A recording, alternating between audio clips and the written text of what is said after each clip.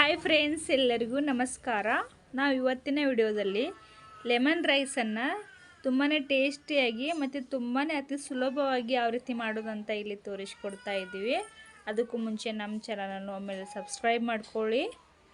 ಮೊದಲಿಗೆ ಗ್ಯಾಸ್ ಮೇಲೆ ಒಂದು ಪಾತ್ರೆನ ಇಟ್ಬಿಟ್ಟು ಒಂದು 3 ರಿಂದ 4 ಚಮಚ ಆಗುವಷ್ಟು ಎಣ್ಣೆನ ಹಾಕ್ತಾ ಇದ್ದೀವಿ. ಸೊ ಮೊದಲಿಗೆ ಶೇಂಗಾ ಬೀಜನ ಸ್ವಲ್ಪ ಕಲರ್ ಚೇಂಜ್ ಆಗೋವರೆಗೂ ಹುರ್ಕೋಬೇಕಾಗತ್ತೆ. ಒಂದು ಸ್ವಲ್ಪನೇ ಹುರ್ಕೋಬೇಕು ಶೇಂಗಾ ಬೀಜನ. ಸೊ ಶೇಂಗಾ ಬೀಜ ಹುರಿದಾಗಿದೆ. ಒಂದು 1/4 ಚಮಚದಷ್ಟು ಉದ್ದಿನ ಬೇಳೆನೇ ಸೇರಿಸ್ತಾ ಇದ್ದೀವಿ ಅದಕ್ಕೆ. ಮತ್ತು 1/4 ಚಮಚದಷ್ಟು ಕಡಲೆಬೇಳೆ ಉದ್ದಿನಬೇಳೆ ಎಣ್ಣೆಯಲ್ಲಿ ಸ್ವಲ್ಪ ಫ್ರೈ ಆಗಬೇಕು, ಕಲರ್ ಕೆಂಪಾಗೋವರೆಗೂ. ಒಂದು ಚಿಟಿಕೆದಷ್ಟು ಹೆಸರುಬೇಳೆನೂ ಸಹ ಇಲ್ಲಿ ಸೇರಿಸ್ತಾ ಇದ್ದೀವಿ. ಹೆಸರುಬೇಳೆ ಆಪ್ಷನಲ್ಲು, ಬೇಕಿದ್ರೆ ಯೂಸ್ ಮಾಡ್ಕೊಳ್ಳಿ. ನೋಡಿ, ಚೆನ್ನಾಗಿ ಫ್ರೈ ಆಗ್ತಾ ಇದೆ. ಇವಾಗ ನೋಡಿ, ಪೂರ ಕೆಂಪು ಕಲರ್ ಆಗಿದೆ.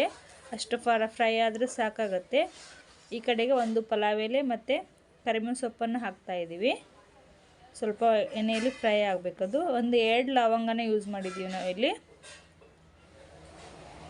ಚೆನ್ನಾಗಿ ಫ್ರೈ ಮಾಡ್ತಾ ಇದ್ದೀವಿ. ನೆಕ್ಸ್ಟು ನಾವಿಲ್ಲಿ 2 ಈರುಳ್ಳಿನ ಈ ರೀತಿ ಉದ್ದಕ್ಕೆ ಕಟ್ ಮಾಡಿ ತೊಗೊಂಡಿದ್ದೀವಿ. ಈರುಳ್ಳಿ ಸ್ವಲ್ಪ ಹಸಿ ವಾಸನೆ ಹೋಗೋವರೆಗೂ ಚೆನ್ನಾಗಿ ಹುರ್ಕೋಬೇಕಾಗತ್ತೆ. ಸ್ವಲ್ಪನೇ ಉಪ್ಪನ್ನು ಆಲ್ರೆಡಿ ನಾವು ರೈಸ್ಗೆ ಮೊದಲೇ ಉಪ್ಪು ಸೇರಿಸಿರ್ತೀವಿ. ಸೊ ಉಪ್ಪನ್ನು ರುಚಿಗೆ ತಕ್ಕಷ್ಟು ನೋಡ್ಕೊಂಡ್ಬಿಟ್ಟು ಯೂಸ್ ಮಾಡ್ಕೋಬೇಕಾಗತ್ತೆ. ಸ್ವಲ್ಪ ಉಪ್ಪು ಸೇರಿಸೋದ್ರಿಂದ ಈರುಳ್ಳಿ ಚೆನ್ನಾಗಿ ಫ್ರೈ ಆಗುತ್ತೆ. ನೆಕ್ಸ್ಟು ಒಂದು ಚಿಟಿಕೆದಷ್ಟು ಜೀರಿಗೆ, ಸ್ವಲ್ಪನೇ ಅರಿಶಿನ ಪುಡಿ, ಒಂದು ಚಿಟಿಕೆದಷ್ಟು.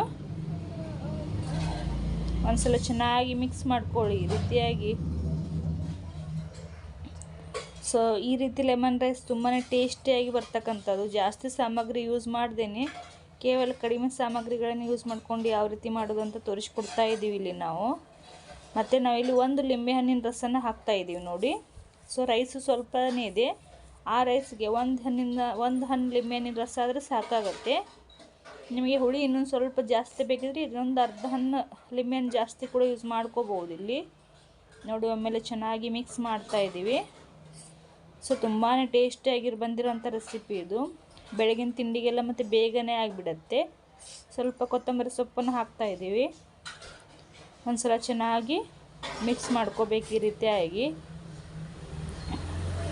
ಸೊ ನೋಡಿದ್ರಲ್ಲ, ಇವಾಗ ಲೆಮನ್ ರೈಸ್ ಮಾಡೋದು ಕಂಪ್ಲೀಟಾಗಿ ರೆಡಿಯಾಗಿದೆ. ಸೊ ಈ ರೆಸಿಪಿ ಏನಾದರೂ ನಿಮಗೆ ಇಷ್ಟ ಆಗಿದ್ದರೆ ಈ ಚಾನಲನ್ನು ಸಬ್ಸ್ಕ್ರೈಬ್ ಮಾಡ್ಕೊಳ್ಳಿ. ಪಕ್ಕದಲ್ಲಿರೋ ಬೆಲ್ ಬಟನ್ ಕೂಡ ಕ್ಲಿಕ್ ಮಾಡಿ. ನಾವು ಮಾಡಿರೋ ಹೊಸ ವಿಡಿಯೋ ಎಲ್ಲ ನಿಮಗೆ ನೋಟಿಫಿಕೇಷನ್ ಬರುತ್ತೆ.